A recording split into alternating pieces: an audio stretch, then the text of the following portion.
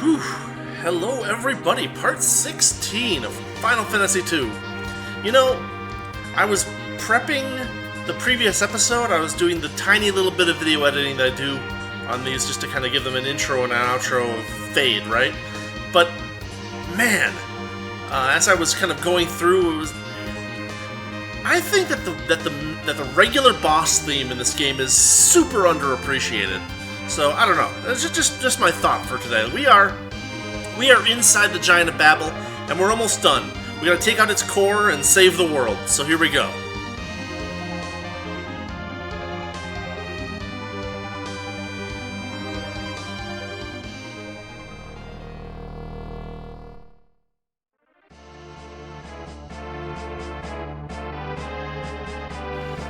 I totally forgot about this. We are late. The giant won't stop. You will be laid to rest here. You gotta love all the different euphemisms for killed because of Nintendo censorship. Alright, it's time for our second run on the four fiends. And I think they're a little tougher this time. I hope. We'll find out.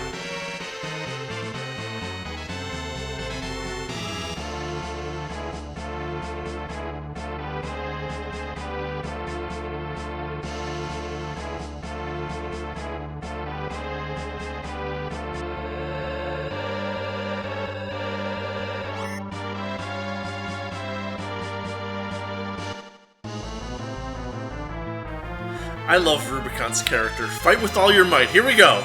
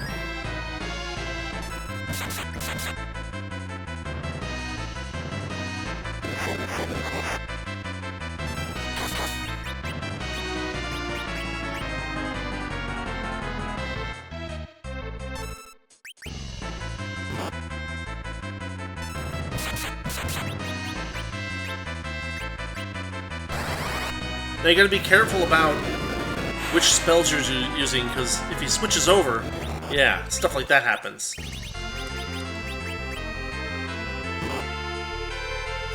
On the plus side, while they all kind of had gimmicks before, now they kind of don't. There's not much going on gimmick-wise. Although, yeah, he does do some damage.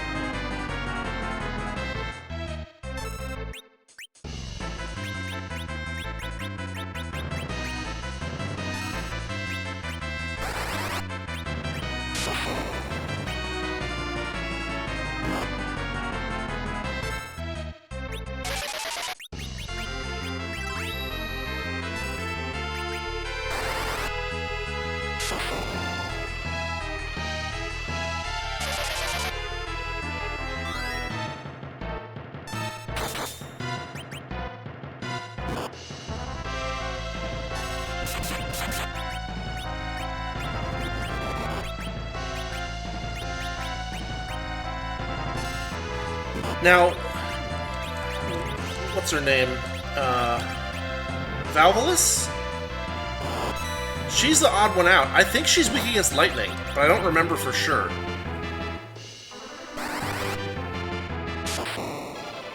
Yeah, she's weak against lightning.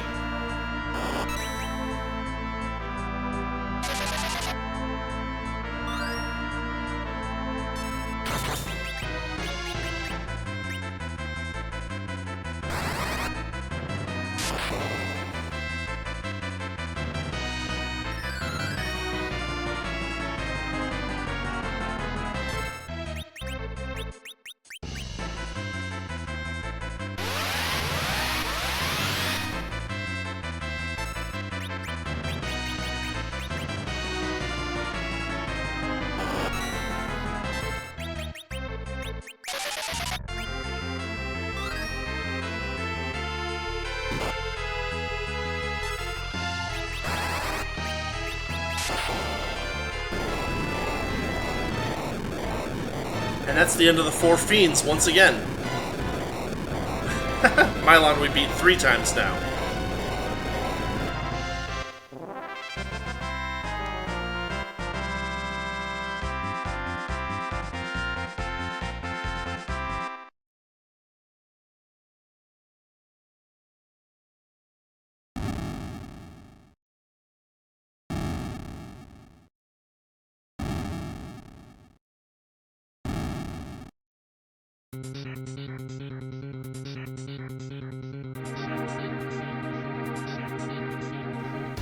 And he's not there to refill our hit points and MP after we win, so we'll just head back to the save point.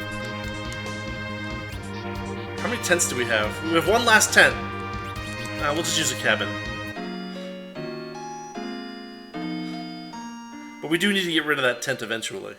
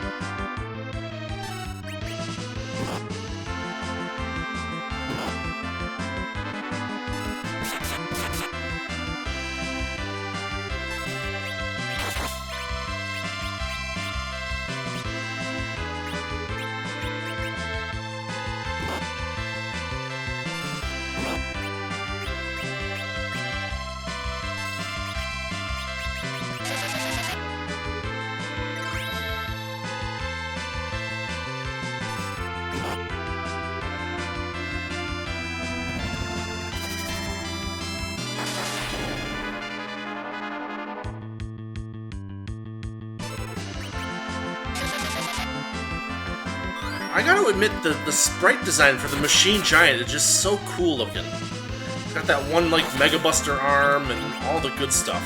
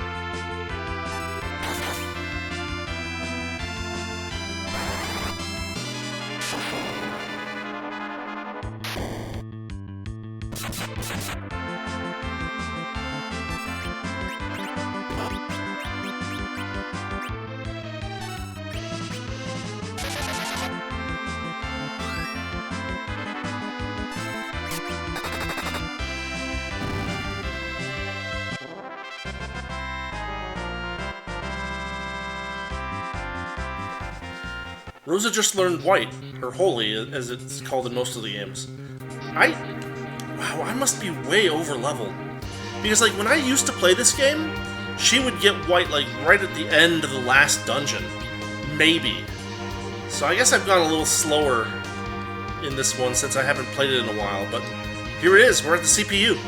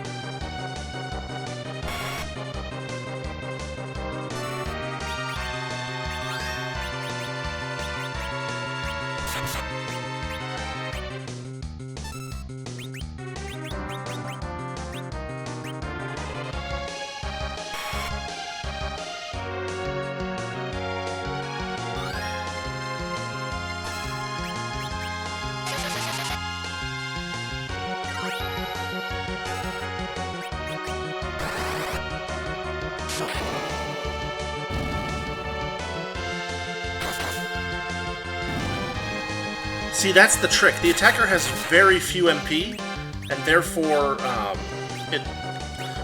it's very easy to overshoot and hit it accidentally. Then there's that, which is a little irritating.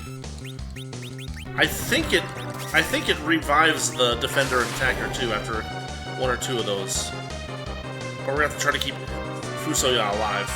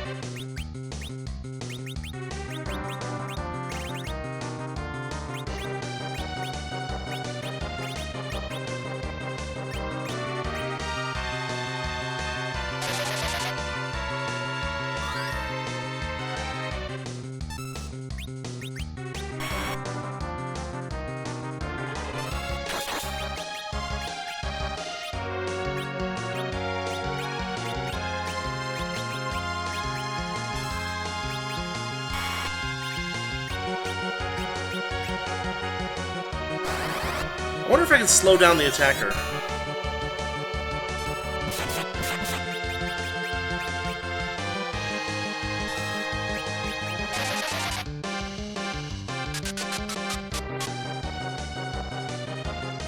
Looks like it might have worked.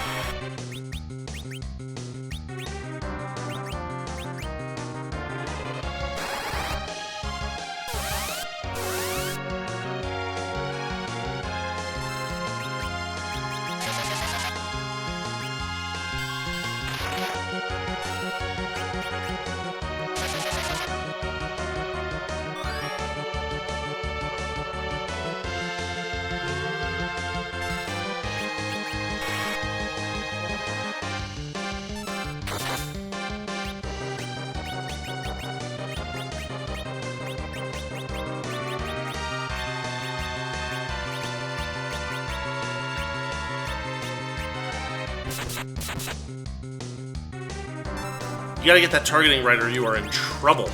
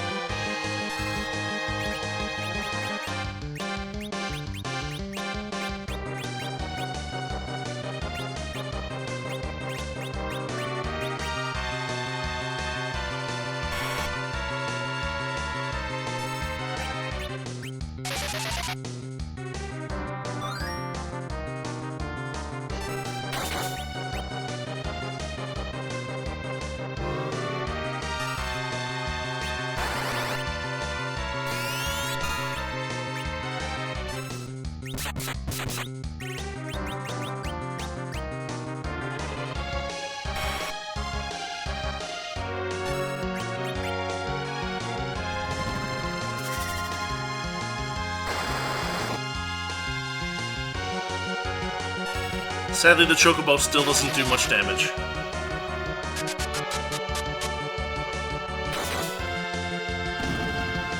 But that's it, we got him. It begins, or it ends. There we go.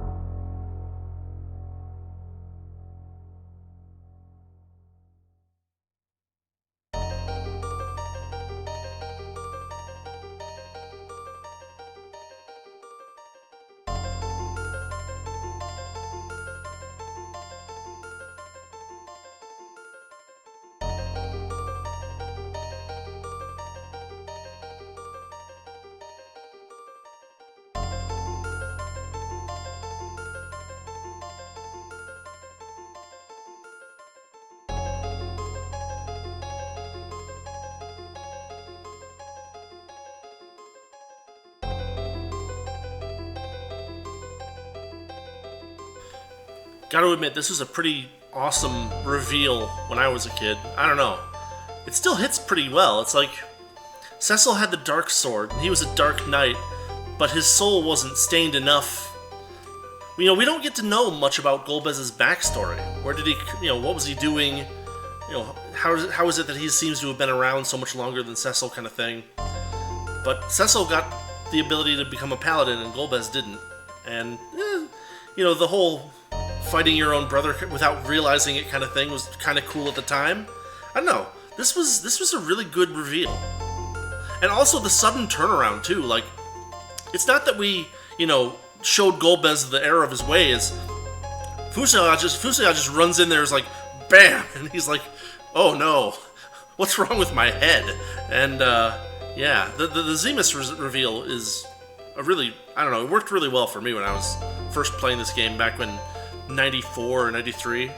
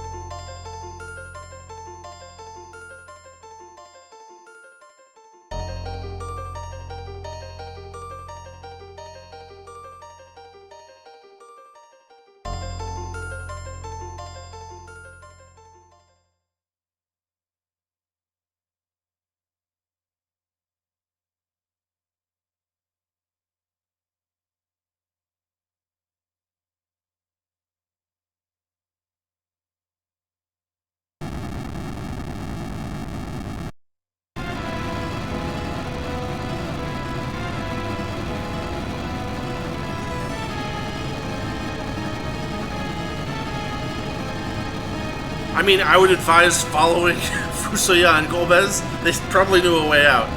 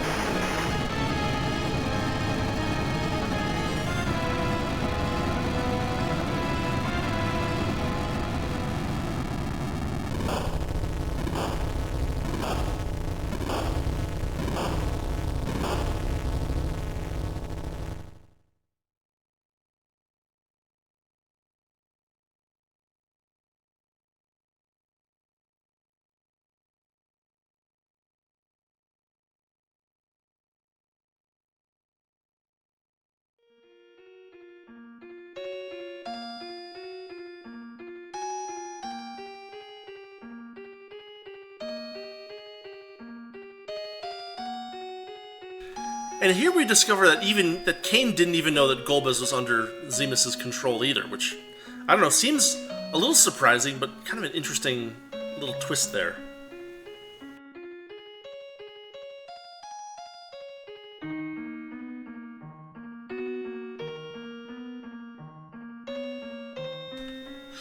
How crazy is that sentence? A Lunarian called Zemus controlled Golbez from the moon. Really?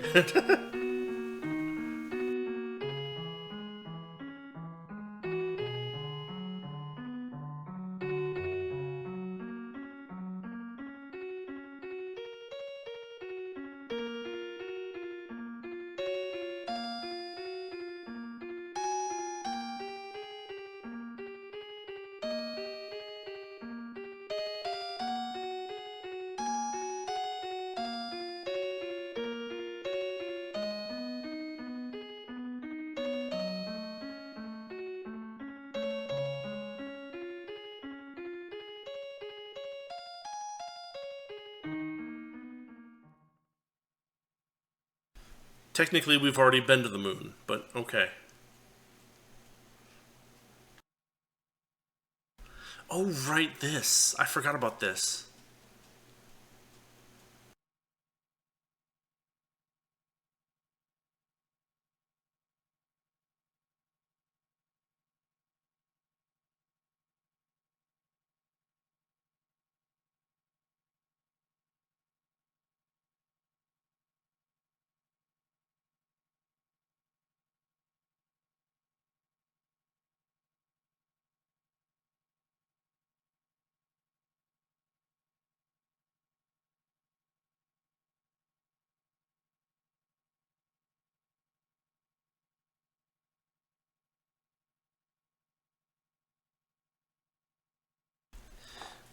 For how much of this game has there been a guarantee of getting home safely?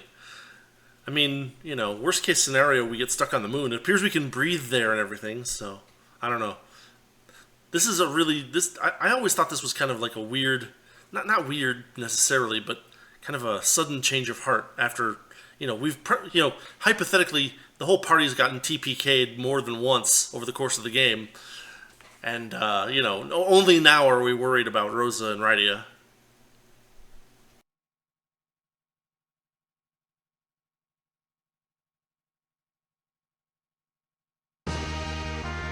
Plus, there's no way we could win the final fight without them.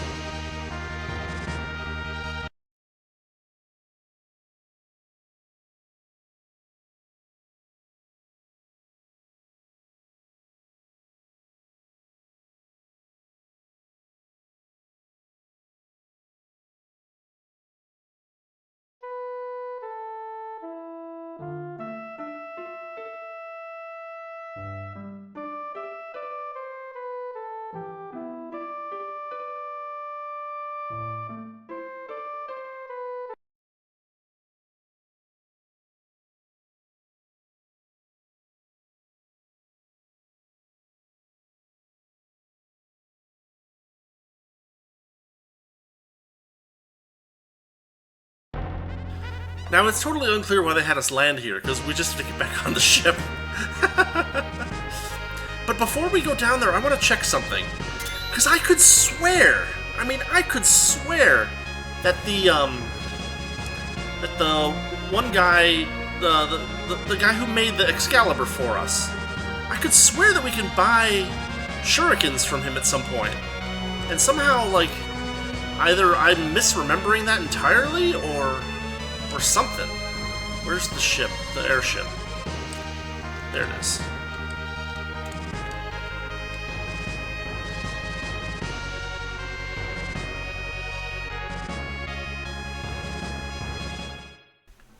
It's also a little surprising that there was no scene with, Edward and Sid and Jan and everybody.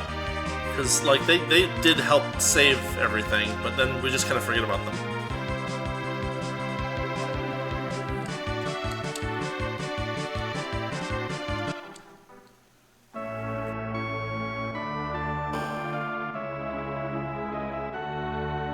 There, see, he's right here now. He's standing here. There we go. And so you can buy shuriken and ninja stars, and even samurai arrows. Which, what is she equipped with right now? Rosa, I mean. She's got a samurai bow, but white arrows, which are pretty good, right? If you're dealing with enemies that are weak against holy. But now we can finally kind of buy a bunch of, well, maybe not that many. These are more expensive than I remember, but so be it. A couple of those to use on tough enemies. And of course he's got his groove back. How many, do I have samurai arrows in the inventory? I might. I have 10.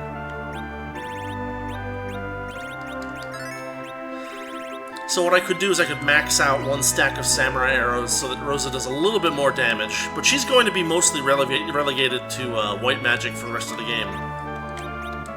Come on. We're gonna need like 89 of them. There we go.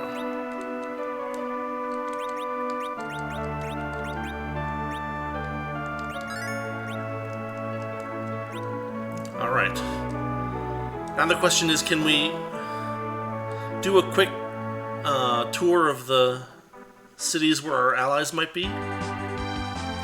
I actually don't remember if Edward is anywhere in the world at this point, because I don't think he's... That's a good question. Like, Cid might be here. If Cid is anywhere, he's here. Either here or in the castle.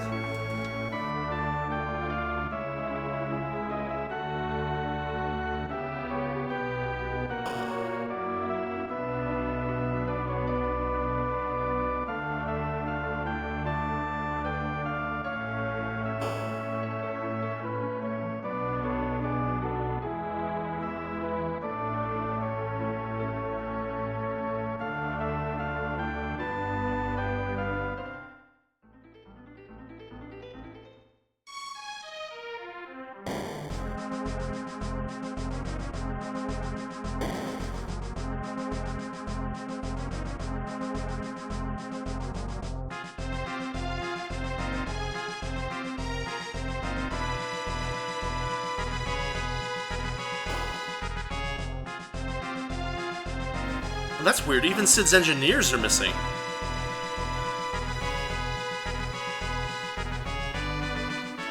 Yeah, it's weird that they don't have like a final scene or anything. You'd think that they'd be like, hey, we beat the Giant of Babel and everything's gonna be alright. And there's just kinda nothing.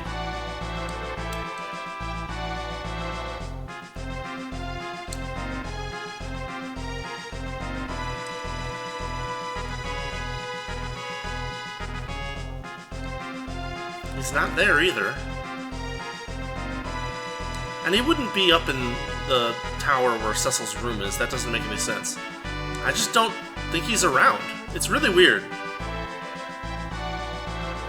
I mean... And then Edward's not going to be in Damsayan anymore. The only person that might still be around somewhere would be maybe Jan and Fabul? Check there real quick.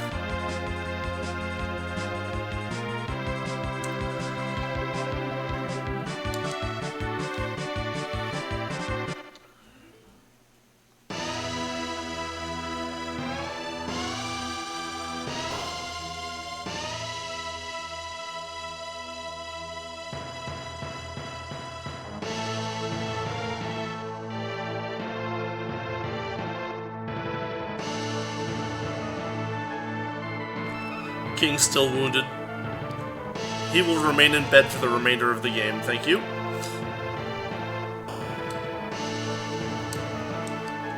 It was this one, wasn't it?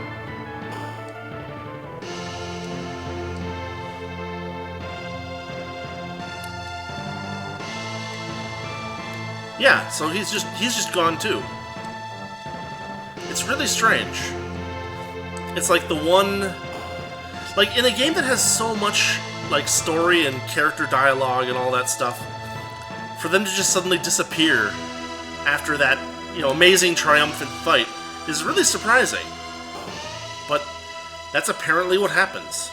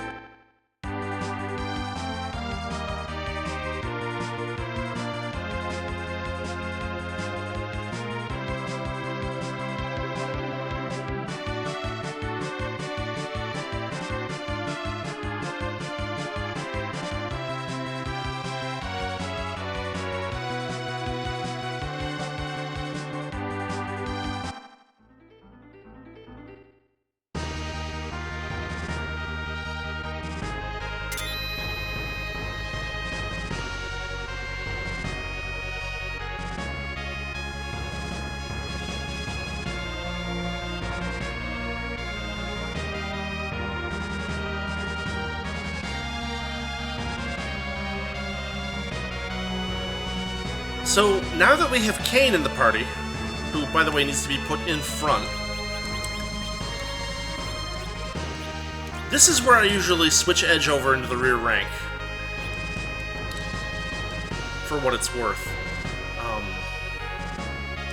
I don't know, we could try putting him in the front rank so he can do more damage, but realistically, unless and until we get some more defense and hit points for him, he'll be better off in the rear rank.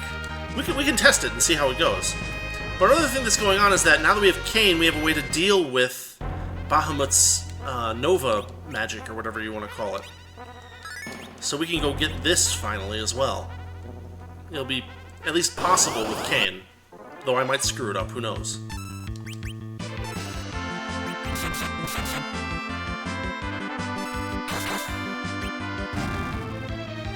So Edge seems to be doing still decent damage from the rear rank.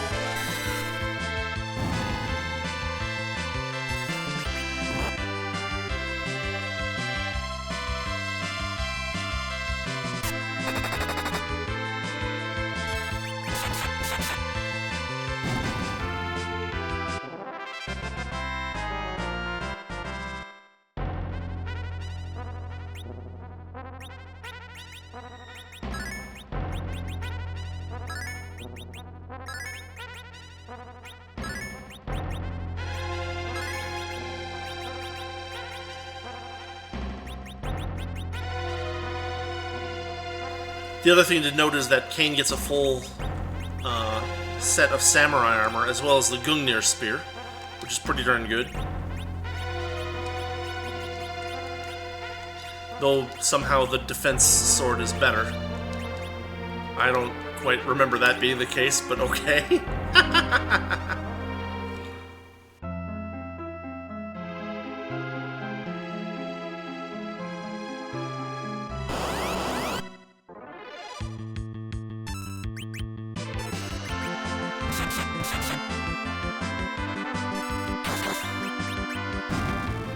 And he can still jump even if he's using a sword, so I don't know, that's just how it goes.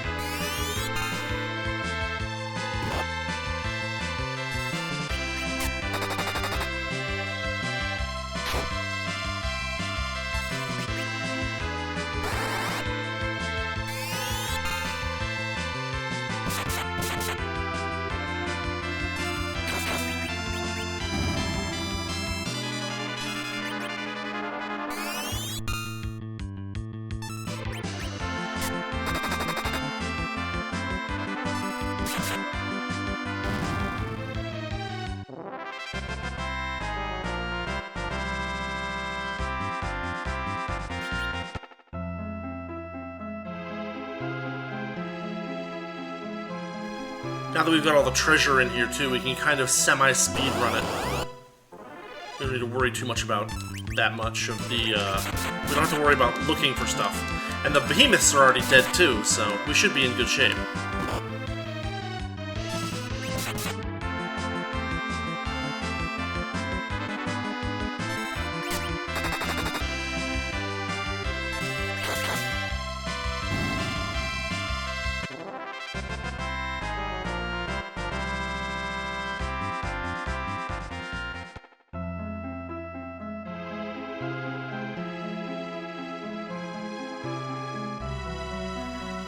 The spell Radia just got weak is also kind of irritating because we get it this late in the game, but unfortunately, like, it's not going to be effective on anything at this point.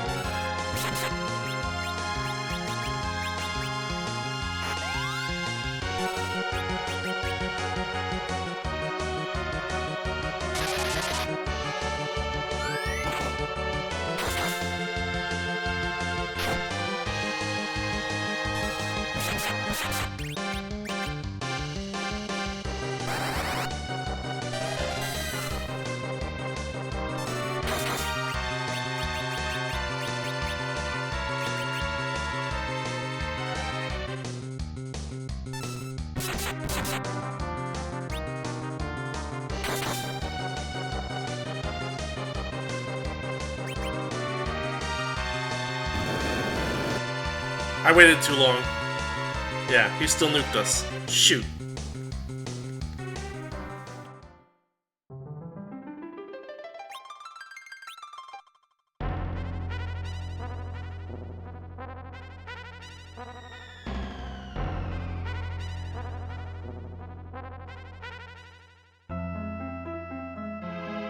I guess I can't wait. I thought that I had to wait for him to animate, where he changes shape, you know, he switches to the different sprite.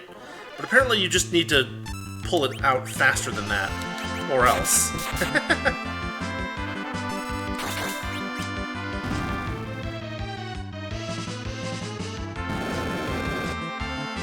If we don't get it this time, we'll just go on with the story for a little while. We'll come back, because you can exit through most of that area, and we'll get strong enough that we can actually tank that. So at that point, we'll be easily able to take Bahamut on. And we won't need him too much for the first part of that last dungeon. The last part, maybe, yes, but not immediately.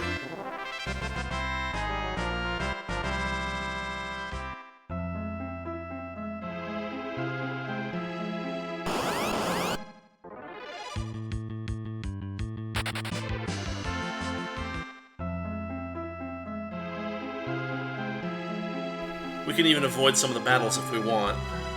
Though, more experience is more good.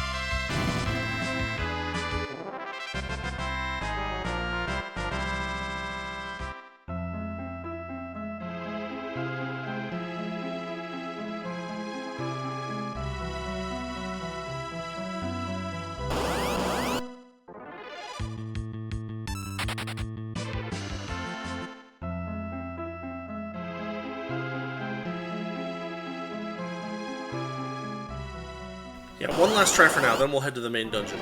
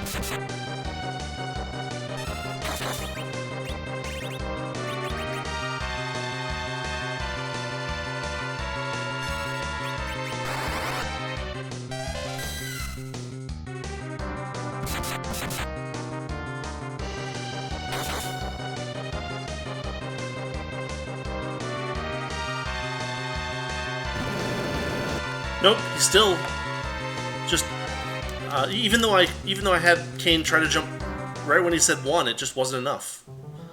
So alright, that is just not gonna work. And so we'll try to advance the story a little bit.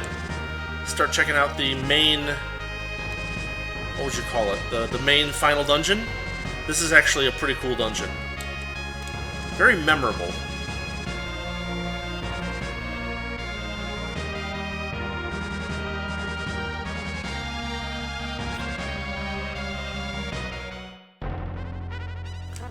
Of course, we have to trudge through these caves first.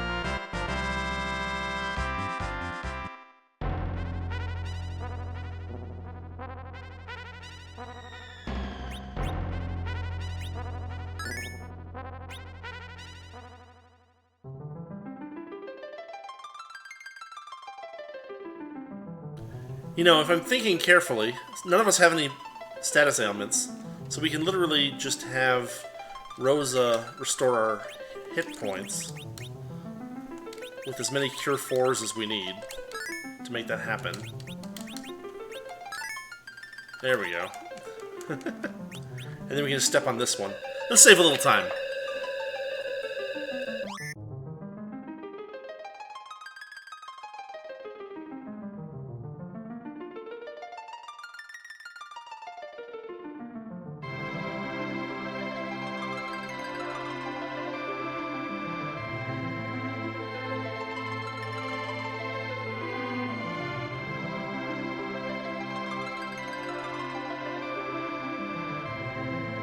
So this is easy to miss. You can talk to all the crystals. You will find weapons that once endangered the lives of the Lunarians sealed with Zemus below here. Stuff like that. Power of Babel is destroyed. Zemus's field has been lifted. The path is now open.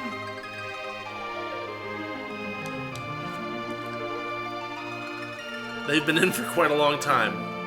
You actually can't walk between them, even though it looks like you can. All of our powers are used to neutralize the power of Zemus from the core. That's interesting. Enormous amount of energy. Even Fusaya will have trouble fighting Zemus with increased psychic powers.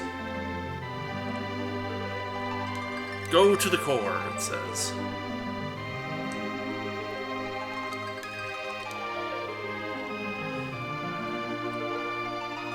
Alright, here we go. To the core.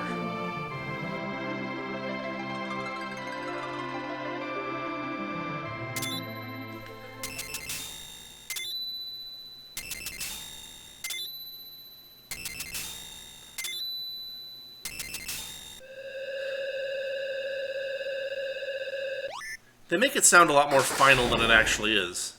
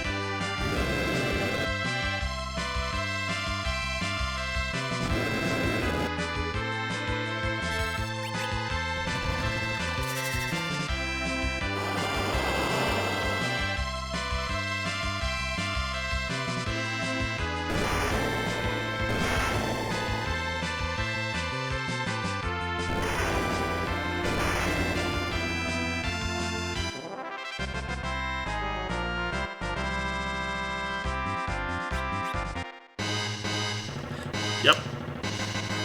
They just blow up. I guess maybe the magic triggers it? I don't know. I guess I should probably heal them up a bit too.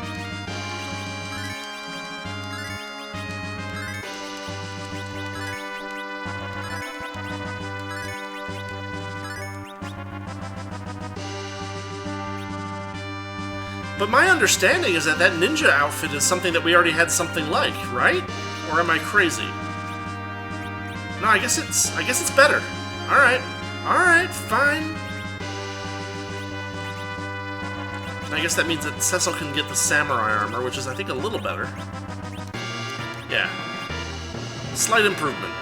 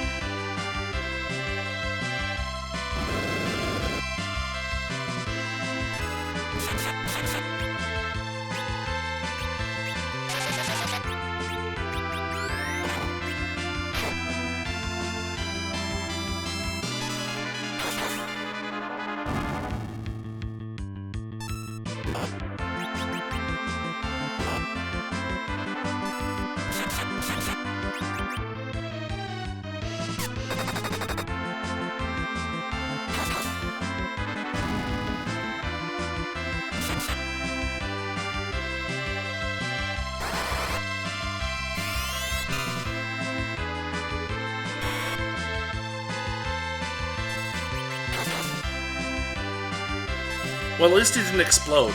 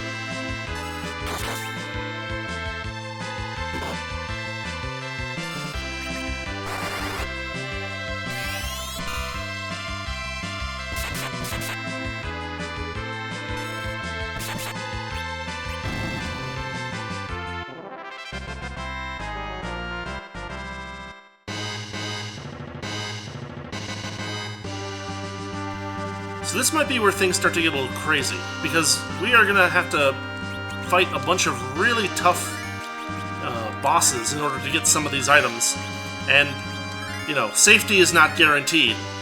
So we're just going to have to, you know, see how it goes, and we're going to try this one out first.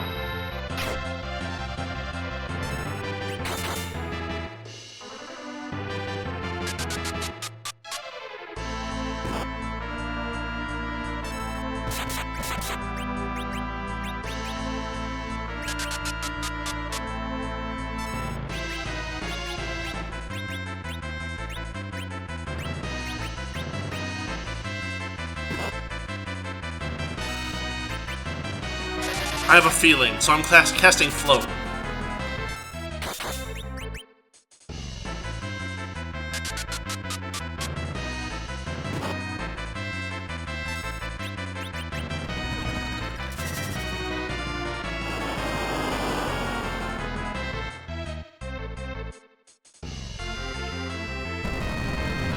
Called it.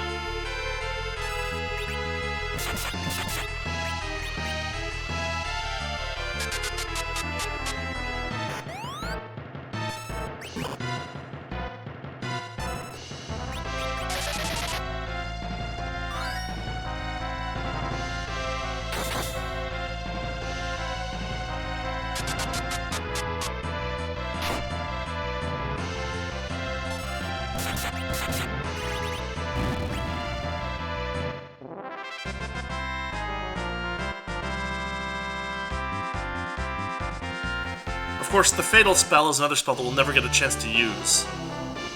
None of the enemies are going to be weak against it here, I think. But we do get the Murasame, which is a very nice upgrade for Edge here.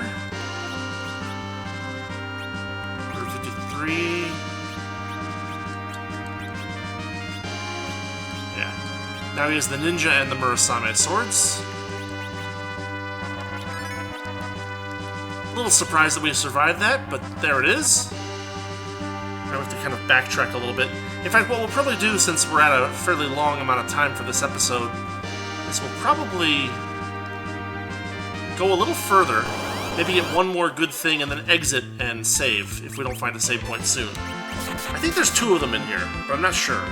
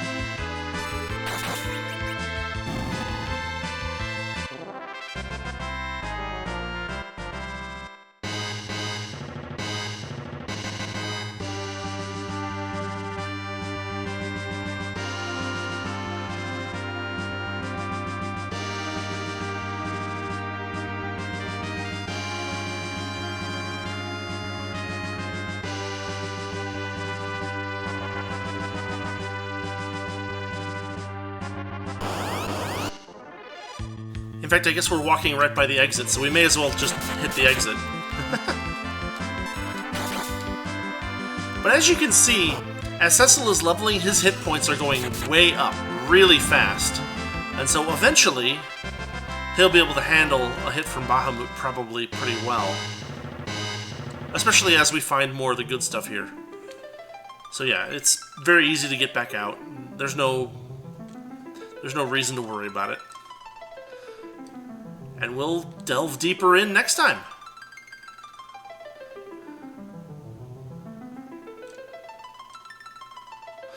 As you can see, even going just a little ways, we've used up a lot of Rydia and Rose's magic power. So this is a fairly tough dungeon compared to the rest of them in this game.